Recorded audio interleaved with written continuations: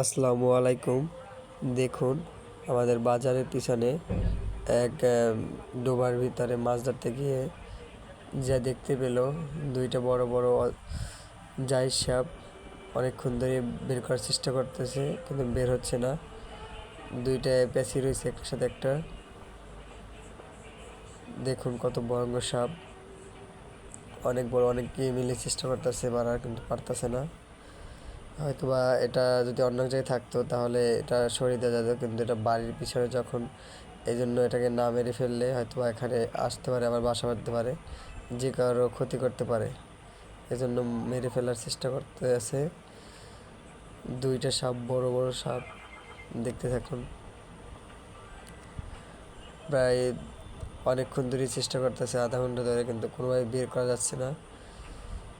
শুধু ভিতরের দিকে চলে যেতেছে, লেন্সটা কোনো রকম ই করে রাখছে, আর মাথা ভিতরে, এই জন্য মারতে পারতেছে না।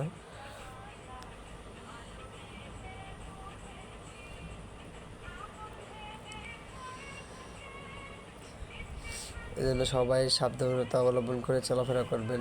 যে কোনো মুহূর্তে বিপদ আপদ চলে আসতে পারে। বিপদ আপদ কারো কাছে বলে আসে না, এই জন্য সবাই চারিদিকে খেয়াল রেখে সবসময় চলাফেরা করবেন রাত বিয়াল, নয়তো বা বড় কোনো বিপদের সম্মুখীন হতে পারেন।